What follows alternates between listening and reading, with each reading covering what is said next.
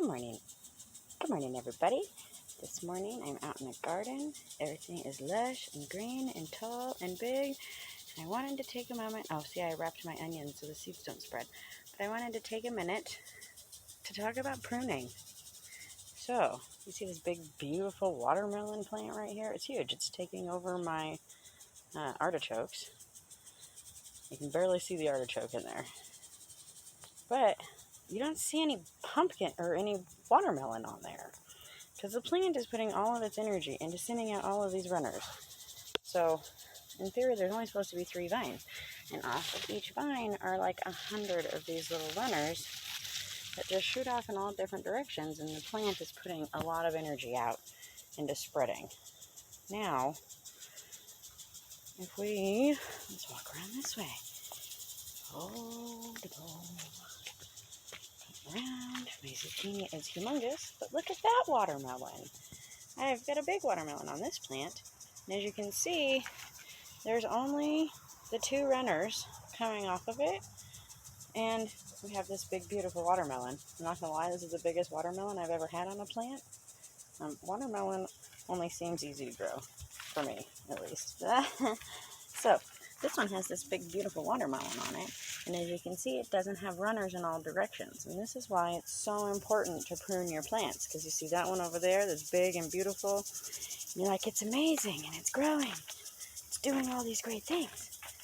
But if you look in there, there are no watermelons hiding underneath this, and it's consuming my artichoke. So, I'm going to come back here and I'm going to cut it back.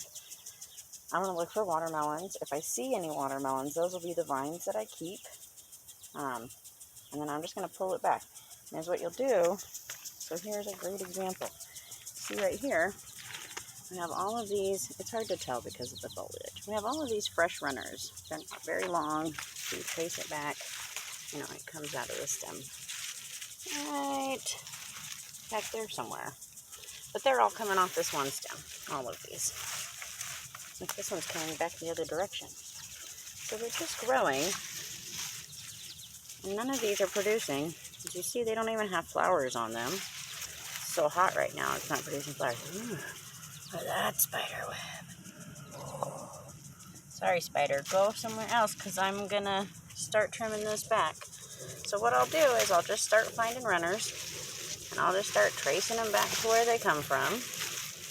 And then you'll use a clean pair of scissors. There we go. This one comes from right here. Move out of the way. So you can see this one comes out of this long runner right here. And it comes out right here. So that's what we're going to do. We're going to take our scissors. We're going to trim it. And you want to use clean scissors. I use my kitchen scissors. The same ones that I would use with food. Because that's what we're cutting. And then you just cut this off. See? Nice clean cut. Nice and good. Now if it has any flowers on them, I will keep the flowers that I pull off and I'll dry them. I'm experimenting with watermelon flowers this year to see what the incense does. As you can see, you don't have a ton of flowers, so it's not like it's a very prosperous flowering plant. But so that's what I'm going to do this morning. I'm going to trim this back, and it's going to go from this lush greenness to looking more like this watermelon plant. Which, let's see. Ah, look at that watermelon plant going all messed up. Something ate it. It's getting rotten. We'll have to pull that off of there. Aw, sad face. See, it doesn't always work. But I had that one. Get off of my tarragon. It's attacking my tarragon. No, my tarragon's coming back. I transplanted it. So here's something interesting. This is that French tarragon that we talked about before, and you can see the flowers are not really flowers. There we go. They're like these weird whatever things. And they say that's how it's supposed to be because, like I was saying, they're not genetically bred this way. They're bred through, look, we have a whole new shoot coming out. How exciting. They're propagated through cuttings. So I would take like this little fresh shoot and I would put it in some water and then it would make a new plant. You can add rooting hormone or whatever you want to it to help, but most of the time I just put them in water and they do pretty good. But it definitely has like weird flower seeds. They're not real. So anyways, So there's the gardening this morning. Oh, my pineapple sage is doing so happy. Oh, guess what? I got white sage yesterday at the store. I'm so excited. Cannot contain my excitement. I ordered some in the mail, which I found that really cool grower in California who sells the seeds.